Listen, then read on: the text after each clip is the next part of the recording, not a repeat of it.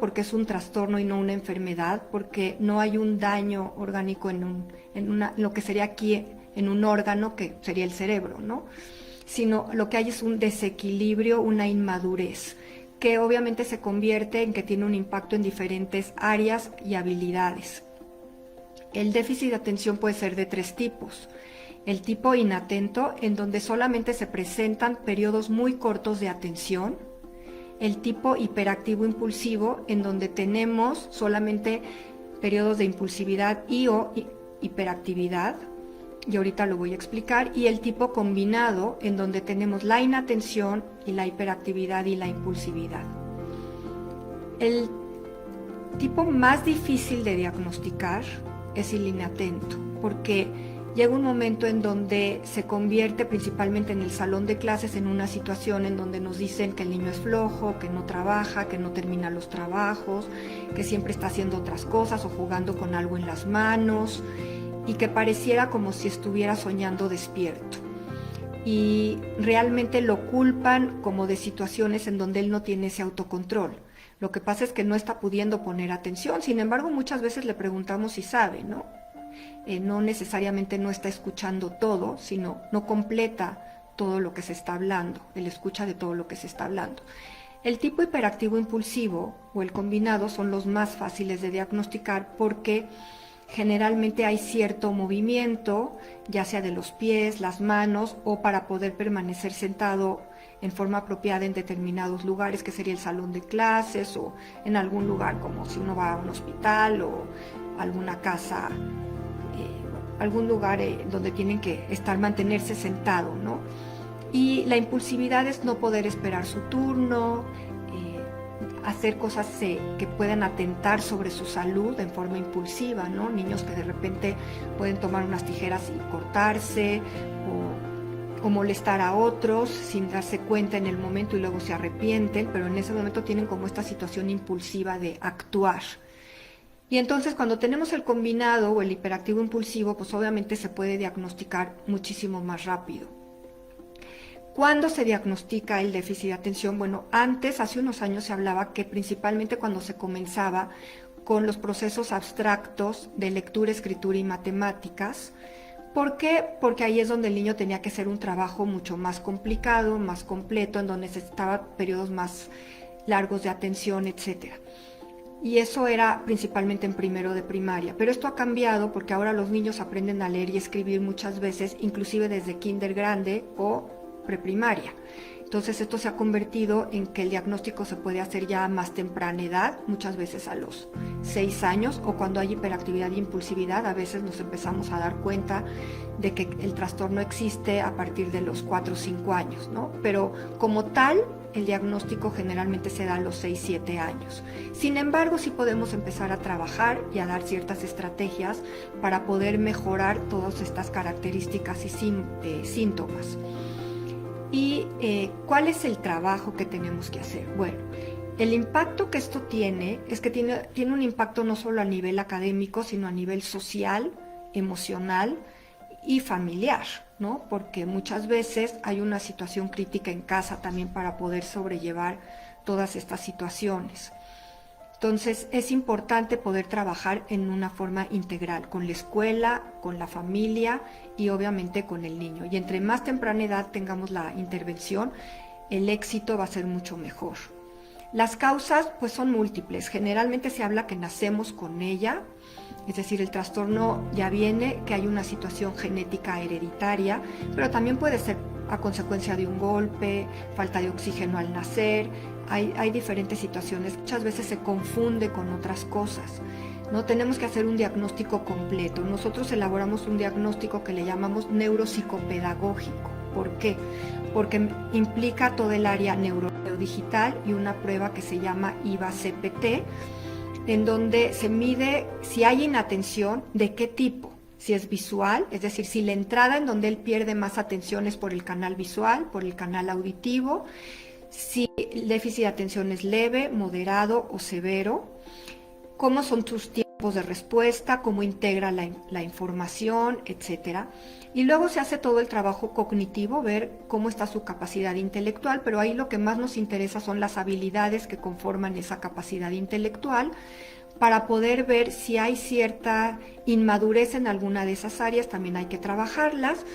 Se hace pruebas muy directas sobre lo que es memoria, atención y concentración. Se evalúa también el lenguaje, la parte motriz, es decir, se hace una evaluación súper completa, la parte emocional, que también es importante. ¿Y por qué digo que es importante? Porque muchas veces nos han llegado casos de niños que es que lo diagnosticaron con déficit de atención y lo que estaba pasando es que habían cambiado de casa, de país, o los papás se habían divorciado, o habían ciertas situaciones importantes que estaban impactando en su estado emocional. Y entonces el niño estaba distraído, pero no tenía un déficit de atención. Y cuando esto lo ve un neurólogo, muchas veces, como se hace el diagnóstico tan rápido, a veces lo primero que se dicen por los síntomas que los padres les presentan a los médicos es si seguro tiene un déficit de atención y le dan un estimulante. Pero, por ejemplo, si un niño tiene ansiedad y le damos un estimulante, podemos hacer peor la situación, ¿no? Entonces, sí es muy importante tener un diagnóstico muy claro sobre la situación para poder hacer un trabajo directo con el niño, ¿no? ¿Qué es lo que el niño necesita exactamente? Pueden venir muchos pacientes con déficit de atención y con cada persona se trabaja en forma diferente porque las estrategias y las habilidades que hay que trabajar muchas veces son otras. Tengo aquí unas preguntas que voy a ir contestando al mismo tiempo que estamos hablando del tema. Marisela me dice, doctora, ¿un adulto puede tener déficit de atención sin haber sido nunca diagnosticado? ¿Cuáles serían los síntomas? Es una pregunta importante. Sí, el déficit de atención no se quita en la edad adulta, pero si digamos que en la edad de la primaria o la secundaria no fueron diagnosticados, a lo mejor tenía un déficit de atención muy leve y a la hora en donde ha tenido que expandir sus estudios o ver si no se quedaron algunas lagunas académicas, etcétera, empiezan a salir estos temas, empiezan a salir situaciones que llaman la atención y que pueden impactar a nivel académico, a nivel laboral y, como les he dicho, a nivel social, emocional y familiar. Muchas veces están cambiando de trabajo constantemente o tienen cambio con sus parejas porque pues tienen problemas, porque pues no me escuchas, no haces las cosas que te pido, procrastinas todo el tiempo, no terminas a tiempo, etcétera. Muchas de las características son similares a las que suceden en los niños, pero obviamente el impacto es diferente en una edad adulta por el tipo de trabajo que uno realiza y la edad y lugar en donde están, ¿no? Pero sí continúa en la edad adulta. Muchas veces lo que disminuye es la hiperactividad y a veces la impulsividad, pero la inatención generalmente no. También Diana Oliva nos dice, muy bonita tarde, doctor, ¿es posible que tenga un hijo hiperactivo de niño y en la adolescencia volverse en un carácter siempre de mal humor? Sí, porque obviamente aquí el impacto en la autoestima es fuerte, es muy muy fuerte. ¿Por qué? Porque pues los niños no se la pasan bien y principalmente si no son atendidos. Cuando hay una atención y, como dije, en forma integral, pues trabajamos con la escuela y les explicamos qué es lo que el niño necesita dependiendo del caso. Entonces hacemos un trabajo totalmente en equipo, con los padres y con la escuela y con la terapia. Entonces el carácter empieza a cambiar, ¿no? Porque los niños se sienten afectados por toda esta parte de su autoestima y se puede ver en forma de agresión o de cambios de humor o de no querer aceptar lo que les pasa, no querer ir al colegio o muchas veces inclusive no aceptar otro tipo de actividades dependiendo de cada caso, pero sí sucede esto. También Nan nos dice, doctora, la hiperactividad también es parte de este tipo de déficit. ¿Cómo se puede tratar para que en la escuela no castiguen a los niños por considerarlos traviesos? Muchas gracias. Sí, Nan, como dije en un principio, el déficit de atención puede ser de 3 tipos. Y hay uno que es el tipo inatento, en donde no hay hiperactividad e impulsividad, pero hay otro en donde hay hiperactividad e impulsividad y también puede haber inatención. Entonces, aquí lo que necesitamos es que la escuela tenga el diagnóstico adecuado, por eso se hace la evaluación, en donde tenemos que estar seguros que tiene un déficit de atención y que la hiperactividad es causada por ese trastorno. Entonces, se lleva el estudio a la escuela y entonces a la escuela se le dan las estrategias que se requieren para darle lo que el niño necesita, ¿no? A veces les decimos a los maestros, ¿sabes qué? Después de un periodo de 15 minutos, déjale que se pare, que dé una vuelta en la clase, a lo mejor pídele que borre el pizarrón o que vaya a traer unos gises de la dirección, algo en donde él tenga movimiento para que luego pueda volverse a sentar y adquirir otro periodo de atención, ¿no? Pero sí son muchas estrategias que se le pueden compartir en el colegio y también a los padres para poder sobrellevarlo lo mejor posible en la casa. También tenemos a María Mar que me dice, buena tarde, ¿qué estudios se requieren para saber si mi hijo tiene este problema?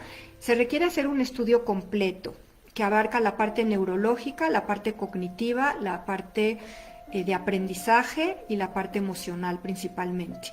Teniendo eso podemos tener pues algo más completo para estar seguros que lo que tiene es el déficit de atención. Y María Mar me dice, ¿cuáles son las señales de que vive esta situación? Pues son muy claras. Finalmente, solamente cuando hay inatención es más difícil de darse cuenta, pero cuando hay hiperactividad y impulsividad, ustedes lo van a ver en su día a día, ¿no? Es un niño que le cuesta trabajo mantenerse sentado, no solo en las tareas escolares, sino a la hora de la comida, por ejemplo, a veces a la hora del baño. Inclusive cuando están viendo una película hay niños que sí pueden mantenerse un tiempo concentrados y es muy estimulante para ellos, pero si no tampoco pueden mantenerse dentro de una película tanto tiempo. A veces la pregunta es, los padres me dicen, oye, pero cuando está en un videojuego sí puede estar horas jugando.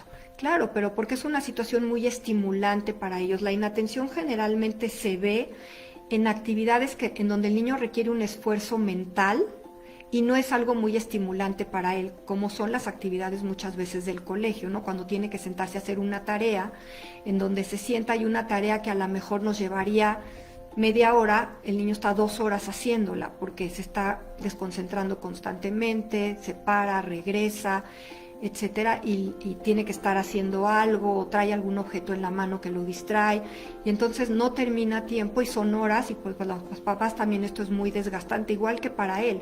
Pero si trabajamos con todo esto, el niño puede estar como en mucho más equilibrio y ser mucho más funcional y lo más importante, estar feliz, porque lo que queremos es que no caiga en una autoestima devaluada, que luego, aparte de trabajar la parte del problema atencional que va a tener un impacto en el aprendizaje, tenga un impacto a nivel emocional y tengamos que trabajar también dentro de una terapia emocional. También tenemos el uso de videojuegos por María del Mar. ¿No es dañino o cómo podemos usarlo a su favor? Mira, todo en exceso puede ser dañino. Hemos ya platicado muchas veces sobre el uso de los videojuegos y no solo en niños con déficit de atención, sino en cualquier niño. Sí hay que restringir el uso del horario. Es decir, yo considero que no use los videojuegos más de entre 45 minutos y 1 hora diaria. Entre semana a lo mejor lo podemos distribuir entre 2 horas un sábado, 2 horas el domingo, pero no seguidas. Y tampoco antes de dormir. Es decir, nunca, porque esto puede alterar los ciclos de sueño. Es decir, tratar de que por lo menos 1:30 o 2 antes de irse a dormir el niño no esté jugando con los videojuegos.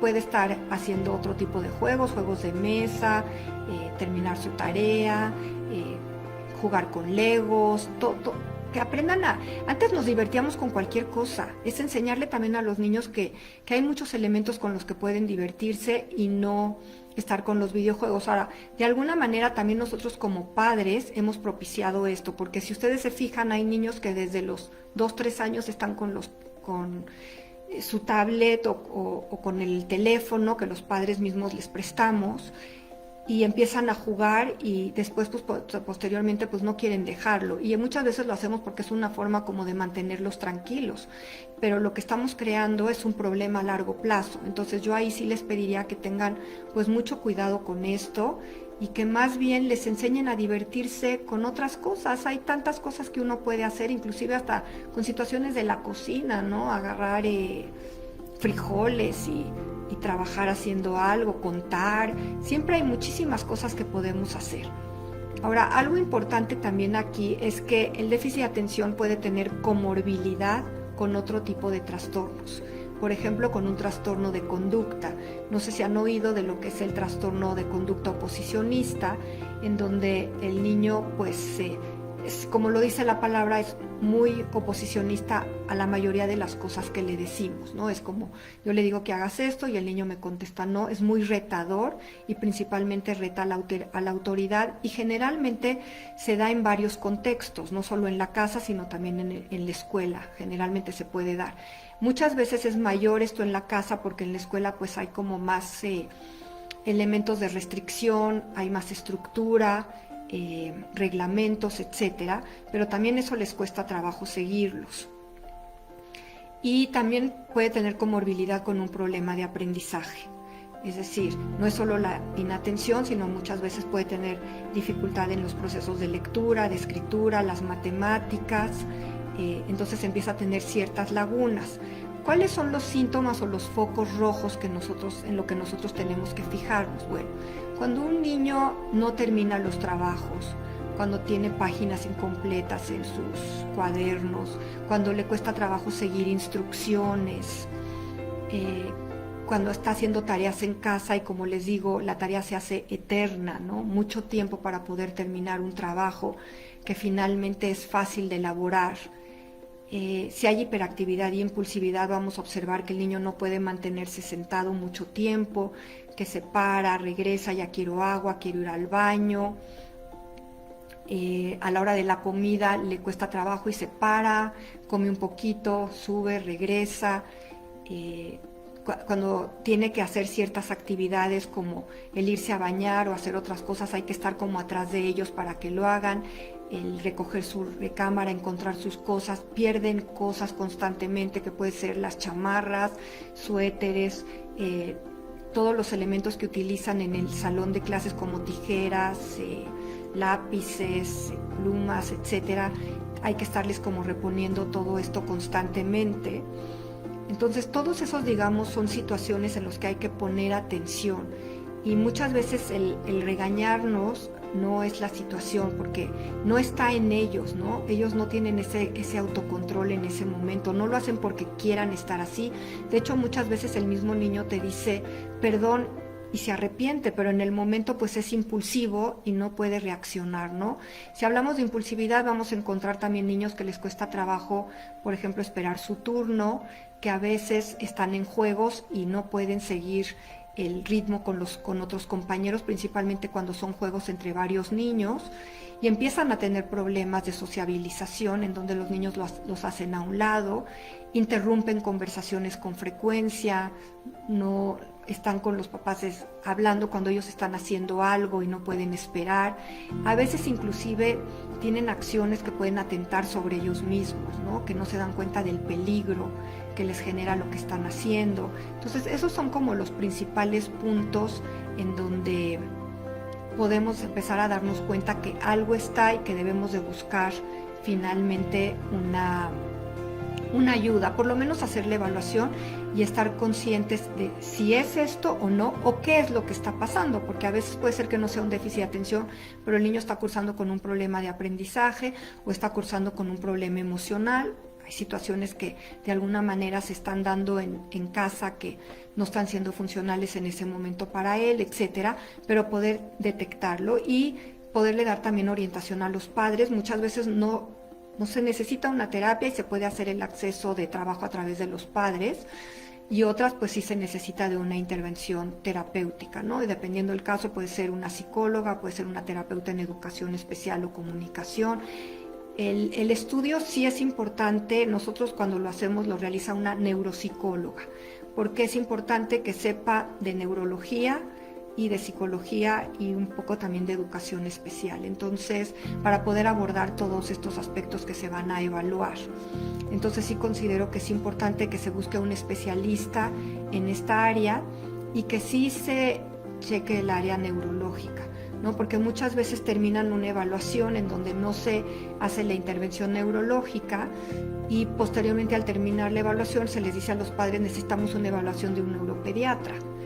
Y entonces pues para los padres también es muy desgastante. Ahora después de que ya hice esta aplicación de la evaluación y tengo estos resultados, ahora me tengo que ir con un neurólogo.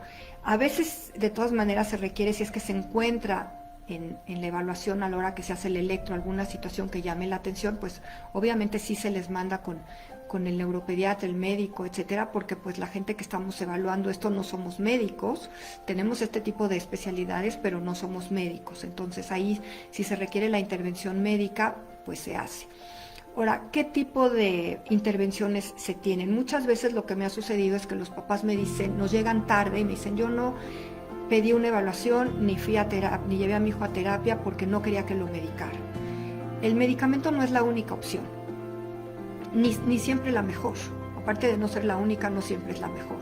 ¿Por qué? Porque sabemos que los medicamentos sí pueden tener, digamos, efectos secundarios a veces que son más fuertes que el propio trastorno y a veces no, y en cada persona es totalmente diferente. Sin embargo, mi postura, y eso es muy personal y pueden estar en acuerdo y los médicos en desacuerdo también, es que para mí es más importante que el niño adquiera un proceso de autorregulación y que sepa qué es lo que tiene que hacer para controlar este tipo de síntomas, y no ahorita solamente, sino que sea algo permanente para toda la vida, a darles un fármaco en donde el niño no tiene ningún tipo de intervención y no hace nada, ¿no? Él nada más se toma el fármaco, mientras se lo toma, pues hay un control de los síntomas y puede funcionar muchísimo mejor. Se controla la inatención o la hiperactividad, la impulsividad o inclusive la parte conductual, si es que existe un reto a la autoridad, etcétera, también se puede controlar todo eso. Pero en un trabajo, por ejemplo, en el neurofeedback, que es otra terapia que se utiliza muchísimo para el déficit de atención, tanto en niños como en adultos, ahí lo que la persona aprende es a autorregular y autocontrolar y equilibrar toda esta de las ondas cerebrales que son las causantes de lo que le está sucediendo. Entonces ahí podemos observar un cambio diferente en donde la persona interviene en este proceso. Es una terapia realmente a corto plazo que no tiene ningún efecto secundario. Hasta cierto punto les gusta porque es con un videojuego, obviamente no los videojuegos tradicionales, tiene un objetivo muy claro y es permanente, es decir, lo que se logra es permanente. No es de que termine el tratamiento y en un año tenga que regresar, ni mucho menos, ¿no? Y se hace con una intervención también integral. Entonces para mí es mucho más importante un tipo de intervención de ese tipo, de esa talla, ¿no? Tengo aquí otra pregunta. Dice, ¿con quién se debe ir en primera instancia para llevar a cabo la valoración? Es María del Mar. Pues yo ahí, como lo dije ahorita, a mí la evaluación me gusta que la haga una neuropsicóloga porque tiene conocimientos en todas estas áreas, en el área neurológico, en el área emocional y en el área psicológico y también en el área académica. No entendí la pregunta aquí donde dice pediatra, psicólogo, psiquiatra. Dependiendo del caso, un neuropsiquiatra, un neuropsicólogo que va a hacer la evaluación tiene conocimientos en varias de esas áreas. El psiquiatra realmente es una persona que puede medicarlos si es que ustedes van a acceder ahorita a ese proceso, dependiendo en qué situación esté actualmente su hijo, ¿no? Pero si no, lo puede hacer el neuropsicólogo, hace la evaluación y ustedes van a tener un panorama completo de cómo está su hijo y qué tipo de intervención se debe de llevar a cabo para que esté bien. Que eso es lo que yo les recomiendo antes de buscar a un neurólogo o psiquiatra para ver si lo medican, que puede ser una opción si ustedes están de acuerdo con esa opción, es una opción abierta, o pueden hacer el estudio y ya con el estudio inclusive tomar la decisión si quieren acudir al médico y que lo cheque o con su mismo pediatra y ver las opciones de tratamiento que se tienen, que hay varias, te digo, no, la única no es esa, también dependiendo de los resultados que arroje la evaluación. No sé si tienen alguna otra pregunta, pero creo que es un trastorno muy importante porque sabemos que hay alrededor de un entre un 15 y un 20% de la población que lo tiene, principalmente a nivel infantil, y que tiene comorbilidad, como les digo, con otro tipo de situaciones. Y cuando esto no es atendido a tiempo, muchas veces los niños abandonan los estudios más adelante, cuando están en la prepa, ya no llegan a la universidad o no quieren continuar algunos hasta con la secundaria, empiezan a tener muchos problemas a veces de conducta, inclusive en la primaria. No vale la pena cuando realmente podemos hacer tanto por ellos y el niño puede llegar a ser totalmente exitoso. Mi recomendación final antes de terminar es decirles que nosotros llevamos en la clínica 45 años y uno de los aspectos que más hemos visto es el déficit de atención tanto en niños como en adultos. Obviamente se tratan aspectos de ansiedad, de depresión, porque también hay niños que pueden venir con ansiedad y con depresión y que eso les esté causando como si tuvieran un déficit de atención y no lo tienen. Entonces evaluamos todas esas áreas, a veces tienen un problema de sueño y cuando un niño no tiene un sueño reparador, etcétera, también puede tener un problema de atención. Entonces tenemos que ver todo esto en forma integral para poderlo abordar en una forma realmente adecuada. Entonces yo lo que les diría a ustedes es, no pierdan tiempo, entre más temprana edad lo hagamos mejor, aunque si ya son mayores, siempre vamos a tener un éxito hacia lo que podemos lograr, vale la pena probar a hacer todo lo que necesitamos. La herramienta, por ejemplo, del neurofeedback tiene un 90% de éxito, que es altísimo, vale la pena hacerlo, pero primero necesitamos el estudio. Me pregunta María del Mar dónde podemos localizarla. Pues me pueden localizar en Psicoaprende en el 55 55 89 27 31 o me pueden mandar un correo schaffer-sandra@yahoo.com. Con muchísimo gusto yo les contesto sus preguntas. Aquí la idea es poderlos ayudar y que los niños de veras que pasen momentos felices, que es lo más importante, que disfruten su vida y que no se la pasen mal, y ustedes como padres tampoco.